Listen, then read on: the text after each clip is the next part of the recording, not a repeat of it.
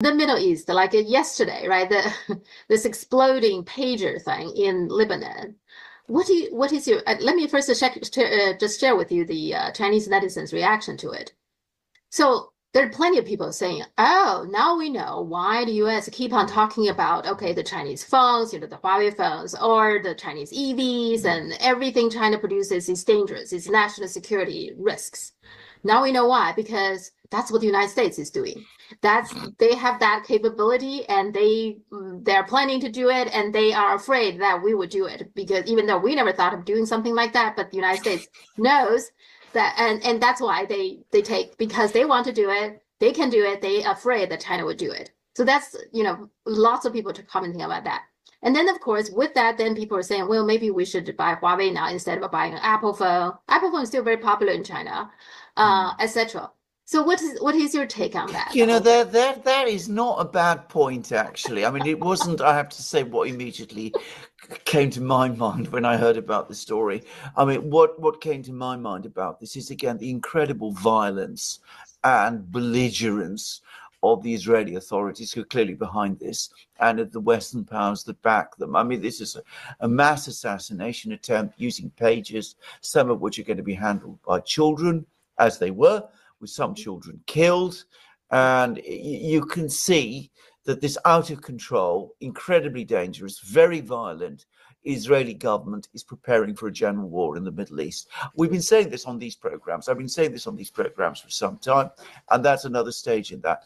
But I think on that other point that the netizens are making, I think they're absolutely right, not specifically about this issue, but generally, which is that the West doesn't like these technologies to pass outside its control because it uses them as tools for control and dominance, and as we see now, violence.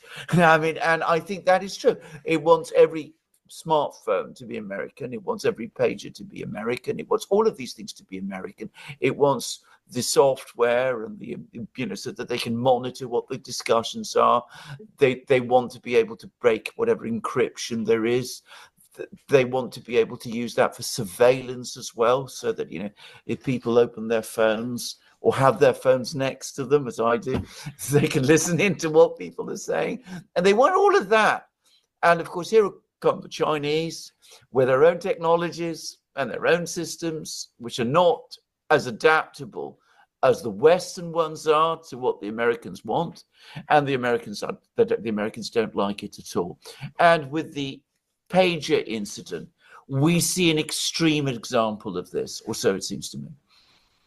Yeah, and I agree with you. It is. I mean, when I read it, I was really shocked. I used to work at a Swedish company, Ericsson. So I work in the telecom industry, and my husband is also, his areas in the networking. So, I mean, to use the technology, use the electronics this way is utterly despicable. I mean, it's just beyond what regular people's comprehension, I would say, that they would just do it. Well, absolutely. And, if it was done by someone else, the West would be saying this. Yeah. I mean, if the Russians, for example, found a means of blowing up the mobile phones or pages used by Ukrainian exiles in Europe. I mean, you can imagine what people would say. Or if this was done by Iran or someone like that, because it's Israel, which is one of us, we really don't care. On the contrary, in fact, there's some people. I mean, I was reading some articles today in parts of the British and American media, people like Jim Garrity and Hamish to Breton Gordon, who's a British military officer, and they are in ecstasies about this, that the fact that the Israelis have been able to do this brilliant thing. I read an article in the American media, in the National Review, which said, that Israeli intelligence is awesome. They're able to carry out indiscriminate murder in this fashion. That's awesome. But it does not serve the interest of Israel, because now people will not buy anything coming out of Israel. I mean, why would anybody? Not only that, even the products from US will be affected, because the fact that the US doesn't seem to take this very seriously. Oh, we're not aware of that, but there's no condemnation or anything. I mean, does it really serve the best interest of Israel and even the US? No, of course it doesn't. I mean, you're absolutely correct. I mean, in times of peace, for a state to do such a thing, first of all, it's an act of terrorism. It is. Yes, And a state that does a thing like this is engaging in terrorism. It is. And people around the world who want to go about living their lives and who want to be able to trust that the phone that they use isn't going to kill them, they're not going to want to buy these phones. I mean, it's not difficult to think this through. But of course, in the West, we never think things through. We continue to do this. And of course, when people want, in that case, to buy Chinese phones, our response is to launch media campaigns and legal campaigns against the Chinese companies that make those phones, and then to try to ban the phones. That's what we do now. Yeah, and this happened apparently one day earlier.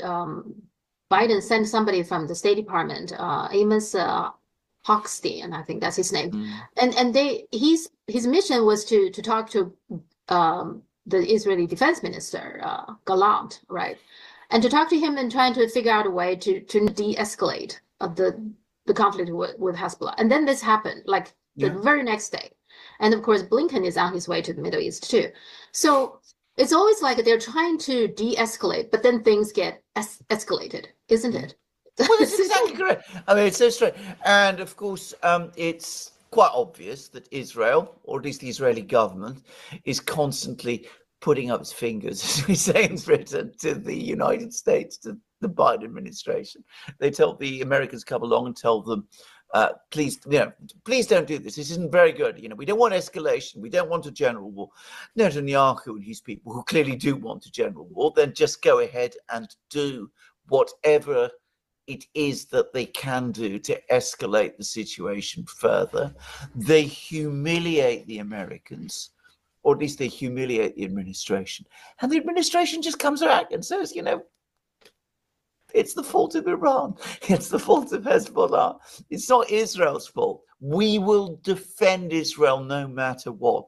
And it's so bizarre. It's, Stockholm syndrome, this business where, the hostage adopts the thinking of its captor, because that's what it's become. That's what it amounts to now. So what's next then? Because also not a few days ago, the Houthis also fired 2 hypersonic missiles. China reported it's 2.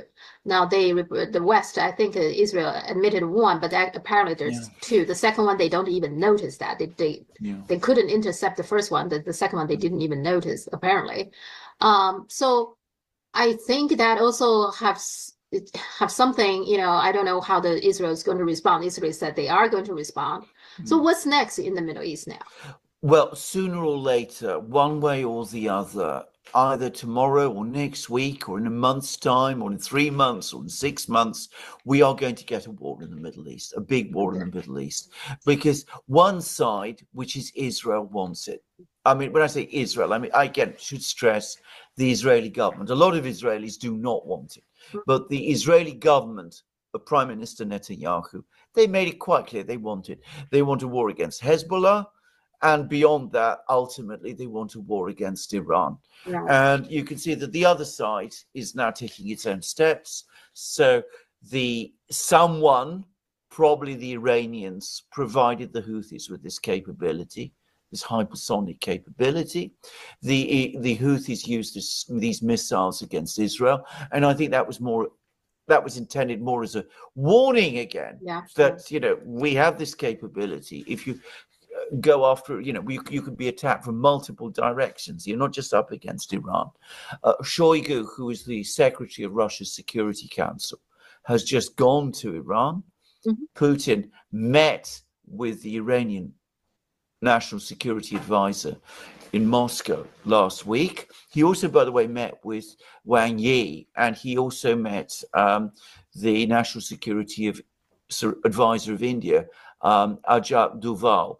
But those people you would expect to meet, he also went out of his way to meet the national security advisor of Iran. So you can see that all the battle lines are being drawn. And we are heading towards a war in the Middle East. And to say it again, it's only happening because one group of people, the Israeli cabinet, the hardliners in the Israeli cabinet, want it. They both see the opportunity to advance their project of building, as they say, Israel in the land of Israel, setting up the temple, doing all of those things in Jerusalem and driving the Palestinians out of Gaza and all of that. And at the same time, they see the danger that if they don't do that, then the entire Israel project will start to reverse as they see it. Israel might be forced into a shameful peace as they see it. And it cannot afford the kind of long war which it finds itself in now. So it's a very, very dangerous situation. And I don't see anybody in the West making any effort to really dial it down or to pull it back.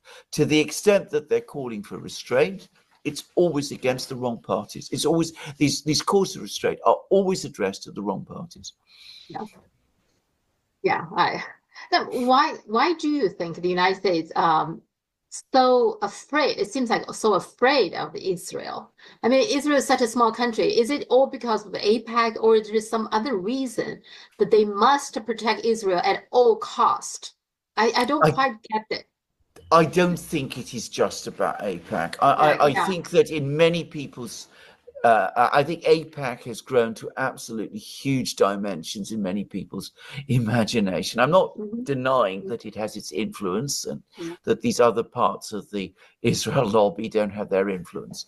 But fundamentally, this goes back a long way to the Cold War, when the United States found itself, as it believed, in a duel with the Soviet Union for influence in the Middle East, and Israel was its advanced base and fortress in the Middle East. And at that time, very, very deep connections were forged between the Israeli and American military-industrial complex, the American and Israeli militaries, the foreign policy establishment, the general security establishment, the intelligence establishment.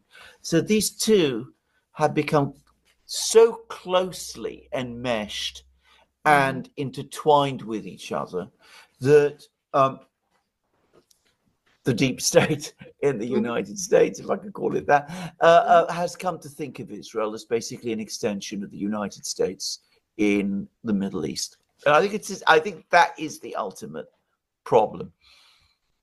Now, in the Chinese netizens, their analysis is that the U.S. needs Israel to be in the Middle East, basically to stir trouble, so that all the other Middle East countries are afraid. Then they would need the U.S. to protect them somehow. I think there's a lot. I think there's a lot of truth in that. By the way, carry on. And the same thing with they like Russia to be aggressive. They want to portray Russia as an aggressive country, so that all the other Europeans will be lined up. Is that some truth to it? No, I think if we go to the Middle East, if we go straight back to the question of the Middle East, the big movement in the Middle East before the Arab-Israeli crisis began, basically in the 1950s, late 40s, 1950s, the big political movement in the Middle East at that time was anti-imperialist, anti-colonialist, and nationalist. It was all about the unification of the Arabs, bringing together all the Arab peoples, maybe into one state or into one community. And that was what Nasser in Egypt was all about, and he wasn't the only one. And that was seen by the United States as an enormous potential threat, because Arab unity could pose a danger to the United States, to Western dominance in the Middle East. It was very important for strategic reasons and also for economic reasons, because of course this is the major producer, a major producer of oil, and it's also a place where vast sums of dollars and currency get moved about. So the United States needed to maintain control of the Middle East. So having this very powerful country, Israel, there, which, as you correctly say, as the netizens correctly say, keeps everything tense and unstable, enables the US to exert influence right across the region. It enables the US to play on everybody and, you know, say that we're there to protect you, we're there to defend you, we're there to find all kinds of means to control you, basically. And to be frank, it has worked quite well. I mean, you know, in most of the, if you look at the situation in the Middle East in the 1970s, for example, Soviet influence in the Middle East at that point completely collapsed. This is, you know, 15 years before the Soviet Union collapsed. Soviet influence in the Middle East collapsed because everybody wanted to talk to the Americans because they were seen as the key to security in the region. Now I think it's turning into a problem because the Israeli client is slipping out of control. Yeah, it almost always happens. You know, when they groom somebody, right, for a purpose, but sooner or later somehow you will lose control. You know, if either this thing doesn't work, okay, it disappeared, or it will grow, and then you lose control over it. Yeah, exactly. Exactly. But the United States keep on doing these kind of things. You know, keep on making these kind of mistakes. They are compulsive about this. They risk. I mean, to say it frankly, they risk getting into the same crisis with Japan. Very much more powerful country. But they're feeding revanchist sentiments in Japan, which could you could see how easily those could get out of control. And that would be very, very dangerous and problematic for the United States. But the US never, ever learns the lesson. It does this all the time. Yeah, if you look at Chiang Kai-shek, okay, I read some time ago that US actually was seriously considering to assassinate him because they couldn't control him, even though they are the one who beefed him up, right, to put him into where he was. And the same thing happened in Vietnam, right, etc. They just every time they have their client, I mean, whoever, the proxy there, but then eventually they somehow lose control over it. It just seems so. Well, this is exactly what happened in Vietnam. I mean, the leader of South Vietnam, a man called Diem, completely escaped American control, and the Americans decided to overthrow him and organized a coup. And the then US President John Kennedy gave an interview on American television in which he gave the green light for the coup. It's quite extraordinary to watch this interview, and you see him quite brazenly giving the green light for the coup. And over the course of the coup, Diem was assassinated by the South Vietnamese generals, which, by the way, was not what the Americans had wanted, but they lost control of the process, just as they previously lost control of Diem. And, well, it was a complete mess. And again, they didn't learn the lesson. What did they do? They doubled down. They always do that. Yeah, the Chiang Kai-shek thing is also, I was surprised because I didn't know about Chiang Kai-shek, by the way. Well, I mean, that doesn't surprise me, but because who they are. Well, I'm very interested in that because my grandfather used to working under him, under Chiang Kai-shek. Right. Yeah. So, but anyway, so they just simply think with he, and in particular his wife, had a really good relationship with the US. I mean, extremely corrupt people, but nonetheless, really good. I can remember, what was her name, Sung, whatever. She was one of the three sisters. Yeah, she was one of the three sisters, wasn't she? Yes, Sung Mei-ling. Yeah, but I can remember what a revered figure she was in the West, and you know, how we always used to hear about, Madame Chiang Kai-shek, what a tremendous person she was. It was only afterwards that we learned how utterly corrupt she also was. But anyway, she was much more, she was at that time more the face of the Kuomintang regime in Taiwan that had escaped to Taiwan even than Chiang Kai-shek himself was. Yeah, but anyway, so I always thought that they had a really close relationship with the U.S. But even within the U.S. Administrations, there were people absolutely couldn't stand them because they're so corrupt. But then in the end, I think they decided they were seriously thinking to replace him with somebody else, and he insisted he's not leaving, he's not going to give in or whatever. So they were thinking to assassinate him. Apparently, that was seriously considered. So good grief. Just so you know. No, there you go. I knew nothing about it. It's certainly not, as I said, the image of them that was being presented to us at the time. Yeah, but it's not surprising. Think about it. It's actually not that surprising. They lost control of him also. So